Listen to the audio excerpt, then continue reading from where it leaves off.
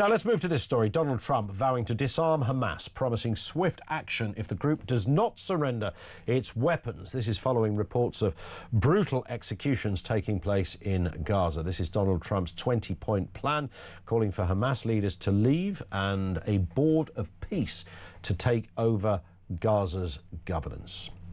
Let's speak to Jotam Confino, who's Middle East correspondent. He's in Herzliya in Israel, joining us now. Jotam, good afternoon to you. Nice to have you with us. Just give us a sense, firstly. How is Israel feeling a couple of days on from that momentous moment when Trump and others turned up to that big signing, of course, in Egypt, but, you know, the big moment in Israel. Is there a sense, a tangible sense of calm? I would say yes. Of course, Monday was a huge day because the 20 hostages who were still alive were released. But today, for example, and yesterday, that joy kind of shifted to sadness and to grief because we started seeing the bodies of the remaining hostages coming out. And today we saw a horrible example again of Hamas placing the body of a Palestinian inside a coffin instead of a hostage. So, of course, this is something that worries a lot of Israelis. Are they actually going to get the remaining 20 bodies out? And when they see Hamas walking around with Kalashnikovs executing people left and right, really trying to reassert their control, that's something that worries Israelis a lot. But for now, I would say there's hope, especially when they hear Donald Trump speak in very certain terms about what's going to happen, that eventually there will be a stabilization force that's going to go into Gaza and take over their weapons. Yeah. The Board of Peace, as Mr. Trump has referred to it as, it sounds great. Of course, what's written on paper is very different to what often actually happens. How achievable is this? Are Hamas, you know, bearing in mind everything you've just said, Jotam, are Hamas likely to make this an easy transition, if that's the way to look at it? No, they're not. They're not going to give up without a fight. And I'm one of those who, I wouldn't say that I'm, let me put it like this. For 2 years straight, Israel has had probably the biggest challenge in modern warfare, trying to root out Hamas from civilian infrastructure above ground and below ground. Now it's up to the international community to finish the job. Israel has done 90% of it. It's going to be very difficult. You cannot go in there and expect Hamas terrorists to just hand over their Kalashnikovs. They will most likely try to fight this. So unless this international stabilization force is ready to confront Hamas violently and to sometimes engage in shootings and perhaps also lose some of their soldiers, it's not going to happen. So I really hope that this stabilization force is serious, that they're training Palestinian police to go in and to finish the job. Otherwise, there just won't be any peace between Israel and the Palestinians in Gaza. Indeed, and Mr. Trump's words are, you know, pretty forthright. I mean, it sounds as if they don't agree, then he's going to make sure that they are disarmed by force. But again, I think it's promising to hear him say that. I'm still doubtful that he's going to send American troops into Gaza because his American first policy is directly contradicting that. He's not supposed to send any soldiers into the Middle East, but let's see. Maybe he will send some Navy SEALs in to try and finish the job. After all, Hamas is pretty weak now compared to what it was 2 years ago. So it's definitely possible, but you need to be able to sacrifice the same way that the Israeli army was ready to sacrifice nearly 1,000 soldiers in the war against Hamas and other terror groups. Yeah. Would it be too pessimistic to say that this peace deal, optimistic as everybody was at the time, can't really work then? Because there are too many hurdles in the way. Ultimately, it's, you know, at best, it's going to be, you know, near on impossible. I think you're right. Look, you know, there's not going to be two-state solutions in the next coming years. It'll take generations before the Palestinians and Israelis have put behind their hatred, their wounds, before they can start, you know, educating themselves as well. Until they get a two-state solution. Neither the Israelis nor the Palestinians want a two-state solution. All polls show that. It's something that the world is trying to jam down their throats. But for now, the best we can hope for is to stop the bloodshedding. Then there needs to be a long period of healing. The Palestinians need to understand that they cannot teach their children to hate Jews and to glorify terror. And the Israelis need to understand that they need to compromise as well. Otherwise, they'll have terrorism for end on.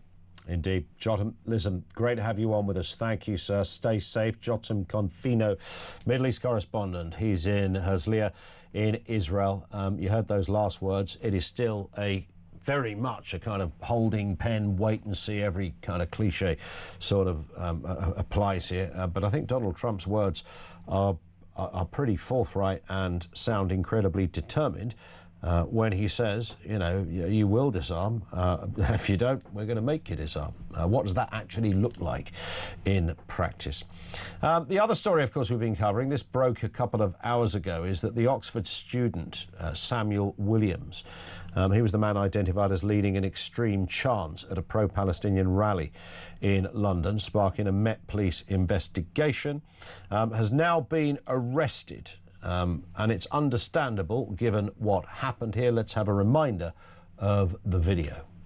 I don't want to yap for too long, but a chant that we've been workshopping in Oxford that maybe you guys want to join in. It goes, Gaza, Gaza, make us proud, put the Zios in the ground. Gaza, Gaza, make us proud, put the Zios in the ground. Gaza, Gaza, make us proud, put the Zios in the ground. I mean, he sounds like about to burst an ulcer with excitement of this. Essentially, unless I'm getting this terribly wrong, and I don't think I am, that's just a chant to kill Jews, right? I mean, that's I don't know how else to... And don't be buying any of this old guff that, oh, no, Zionists are different from... No, that's not the game these people tend to play. Let's speak with Jake Wallis Simons, who is, of course, author and columnist. Good afternoon to you, Jake. I mean, very in many ways, not that surprising, because we've seen similar things before. But nonetheless, I mean, it is alarming to think that these people live among us. Yes, I mean, when I watched that little clip as he gets more and more frenzied, frankly, the person it reminded me of in history was Adolf Hitler in his rhetorical style, those sort of virulent anti-Semitic rants that he used to go on, you know. And this man, he's chanting, Gaza, make us proud, put the Zios in the ground. He's not talking to Gaza, he's talking to Hamas, let's be clear, because Hamas are the ones who want to put Israelis and Jews in the ground. And he's not talking about Zionists, he's talking about Jews. Let's just be very clear about that. It's just the use of code, sort of transparent code, to hide the true animus of what's going on. I think the most disturbing thing about all of this is that this guy is not that unusual. I mean, he's unusual in that he's so passionate and so furious and frenzied. But there was a lot of people standing behind him, supporting him, and it was indicative of this radicalism that's infested our universities up and down the country and is coming out onto the streets week after week to dominate our cities as well.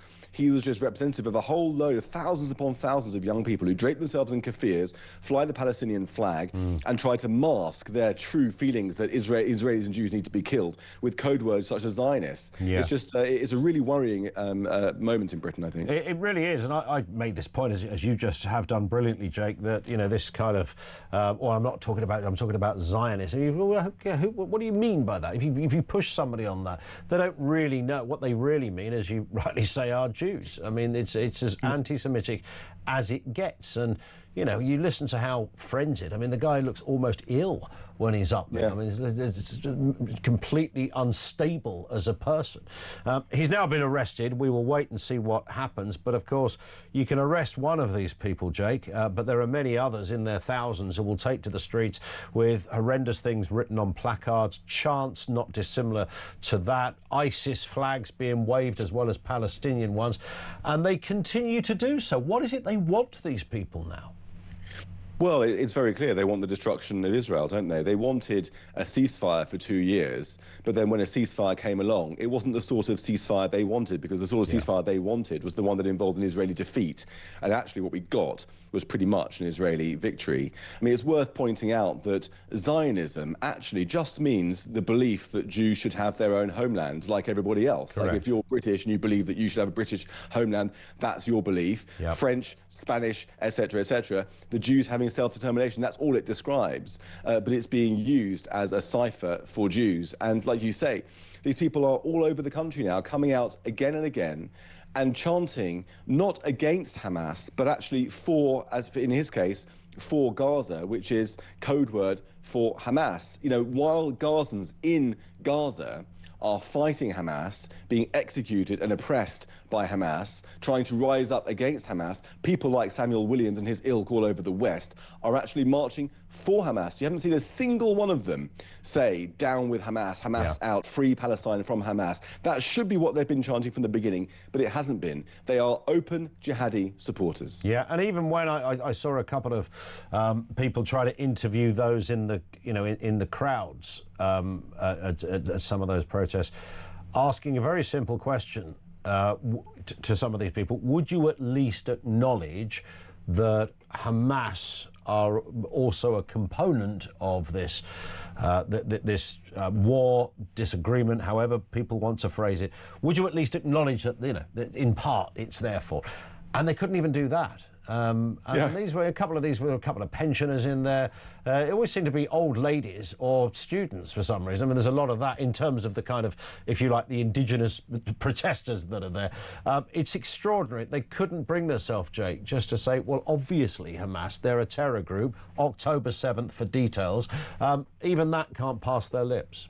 Yeah, I mean, the weird thing is that Hamas have played an amazingly sophisticated propaganda game here. On October the 7th, they literally filmed themselves doing their crimes, broadcast it, on GoPros, broadcast it around the world. Yeah. And then managed to work with the media to edit themselves out of the picture. I mean, if you ask yourself over the last 2 years, watching the nightly news on the BBC or wherever else, how many times you saw pictures of killed and wounded civilians versus killed and wounded jihadis. You only ever saw pictures of killed and wounded civilians. You never saw jihadis. They were edited out of the conflict. When the UN brought out their report accusing Israel of genocide, it didn't mention Hamas. Now, if you take Hamas out of the picture and all you focus on are the civilians who are killed inadvertently by Israel, tragically, in the conflict, in the crossfire, then what you're left with is something that looks like a genocide but actually isn't. And these people on the streets have been influenced by that. They've taken it, embraced it and run with it. And now all of their anger and animus and hatred is directed against Israel, the liberal democracy fighting for its life. And none of it is directed against the jihadis who started this, kept the hostages and continue to oppress Palestinians. And I'm afraid to say that's reflected from the Prime Minister downwards, because he recognised a Palestinian state without mentioning Hamas, without requiring them to release the hostages too. So he's equally as guilty of all this. Yeah. Final point then, Jake, as we were discussing with Jotam, our previous guest, what are your hopes for this ceasefire holding? I mean, there are some already some areas of real concern, not least the return of those hostages that were murdered on that day. There's issues around that. We know we've seen this horrific footage. Always would urge people not to look it up because it's all full of people being executed by Hamas in the street and cries of Allah Akbar following from the crowds. So not ideal, but does that scupper the future of this peace deal?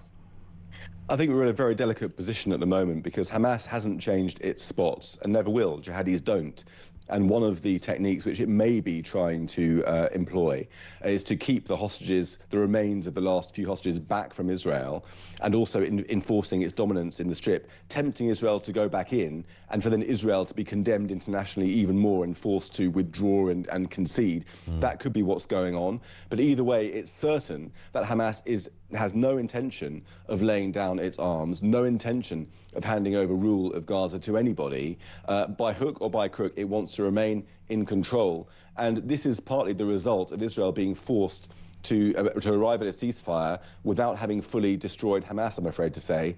I'm not pro-war. Nobody in their right mind is pro-war in any way. But sometimes when you're faced with an evil that's implacable, that will not stop until you're dead, you have no choice but to beat them for the sake of peace. And it looks like that's what we've shied away from. And that's partly feeding into a lot of the instability and problems that we're seeing play out in Gaza now. Indeed. Jake, always great to speak. Thank you. We will speak again, of course. Jake Wallis Simons, he is the author and columnist, regular with us on these kind of issues.